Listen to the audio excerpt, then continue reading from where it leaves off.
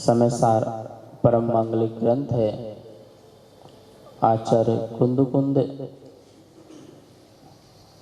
देव द्वारा विरचित है। भगवान महावीर स्वामी की साक्षात वाणी है। जीव की चर्चा चल रही थी और अनेक प्रकार से जीवों को माना जा रहा था। 45 नंबर की गाथा में कल देखा था कि 8 जो कर्म हैं वो पुद्गलमय हैं और उनका जो फल है, कर्मों का जो फल है वो भी दुख रूप है। जो वो दुख है, वो जो अध्यवसान है, दुख रूप जो आत्मा का, चेतन का, बोले वो अध्यवसान भी जीव नहीं है, क्योंकि वह कर्म के फल के निमित्त से वह उत्पन्न हुआ है, इसलिए वह भी जीव स्वरूप नहीं है। तो फिर यहाँ पर आज 46 नंबर गाथा में कह रहे हैं कि फिर ये जो भाव है, ये भाव फिर किसके हैं? आपने तो कह दिया कि कर्म के उदय से उत्पन्न होने वाला जो दुख रूप फल है वो भी जीव नहीं है, वो भी पुद्गल के भाव हैं। ठीक है ना? तो बोले फिर ये हमने तो आगम शास्त्र में ये पढ़ा है कि जो राग द्वेष आदि परिणाम है वो आत्मा के गुणों का विकार है। तो फिर ये गुणों के विकार फिर किसके हैं? फिर जीव के नहीं है। और यदि जीव के नहीं है तो फिर तो पाप का बंध भी नहीं, फिर तो कुछ रह ही नहीं गया। क्योंकि जीव की रक्षा तो हम व्यवहार से जो करते हैं, निश्चय से क्या रक्षा कर सकते हैं? निश्चय में तो हम यही मानते हैं कि आत्मा को कोई मार ही नहीं सकता, आत्मा का तो नष्ट ही नहीं हो सकता। छिन्न भिन्न तो शरीर का होता है और शरीर जड़ है, शरीर पुद्गल है और पुद्गल को दुख होता नहीं है, पुद्गल को कष्ट होता नहीं है। तो फिर तो द्रव्य हिंसा अलाउ हो जाएगी। ठीक है ना? तो बोले तीर्थ का नाश हो जाएगा।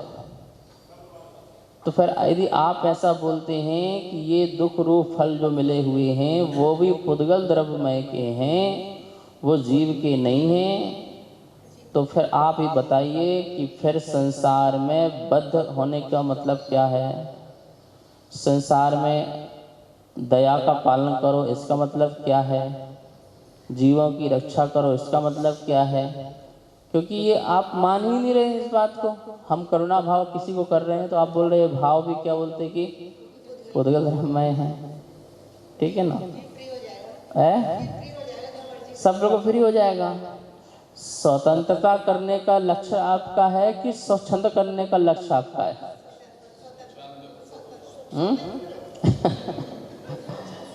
यदि आप कहते हैं सारे भाव पर के निमित्त से प्रकट होते हैं तो वो भाव भी मेरे नहीं है, कर्म मेरा नहीं है क्योंकि पुद्गल में है। चलो ठीक है। बोले उसके कर्म का जो फल है, कर्म का उदय, पकने विपच्च मानस आया था ना, पकने के बाद जो कर्म का फल, तो कर्म का फल कैसा है? वह भी दुख रूप है। और वो दुख रूप फल भी आप क्या कह रहे हैं? वो भी पुद्गल का भाव है, क्योंकि कर्म के उदय से प्रकट होने वाला भाव में पराधीनता होने के कारण उस भाव को भी किसको कोटे में डाल दिया? पुद्गल के में डाल दिया। तो आपने कहा ये भी वो है, तो फिर सब कुछ उसी का ही है, तो फिर तो व्यवहार का नाश हो जाएगा। तो बोले नहीं नहीं नहीं, व्यवहार का नाश नहीं हो सकता है, इसलिए व्यवहार से वो जीव के हैं। इसकी गाथा आज चलते हैं। व्यवहारस्य दर्शन मुपदेशो वर्णिदो जिणे वरेहिं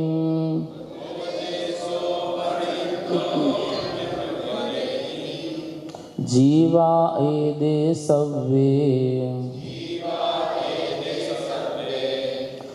अज्झौ वशान अज्झौ वसानादो भावा। बोलिए व्यवहार से दर्शन मुव देशो वन्य दो जिण वरे।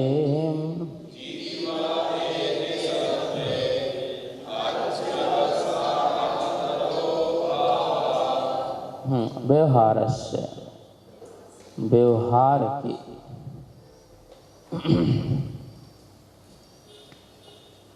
दर्शन, दर्शन दर्शन उपदेशो उपदेश दिया है, ठीक है ना।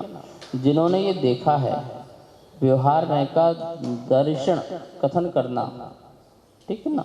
दर्शनम दर्शन कथन है, ये व्यवहार नय का कथन है, व्यवहार नय का दर्शन है। किसका दर्शन है? व्यवहार से दर्शनम उपदेशो। जो ये उपदेश है ये किसका है? व्यवहार नय का दर्शन है, कथन है। ऐसा वर्णिदो जिण बरेहिम, ऐसा जिनवरों ने वर्णिदो वर्णन किया है, ठीक है ना। व्यवहार और निश्चय, तीर्थ व्यवहार है और तत्व निश्चय है। तत्व किसे कहते हैं? तस्य भावस्य तत्वम, उसका जो भाव है वह तत्व है, वस्तु का जो स्वभाव है वो तत्व है। हमें तो तत्व समझना है, ठीक है ना। तो हम जीव तत्व हैं, हम क्या हैं? जीव तत्व हैं। तो जीव तत्व का स्वभाव क्या है? जीव तत्व का स्वभाव क्या है? पराधीन होके जानना नहीं है, स्वाधीन होके जानना है, ये जीव का स्वभाव है, ठीक है ना। पराधीन होकर के सुख दुख की अनुभूति करना ये जीव का स्वभाव नहीं है। स्वाधीन होकर के आनंद लेना ये जीव का स्वभाव है। तो बोले तत्व तो वो हुआ निश्चय, मेरा स्वरूप तो तत्व है, जो जीव का स्वभाव है वो मेरा तत्व है। और तीर्थ क्या है? व्यवहार जितना है वो तीर्थ है।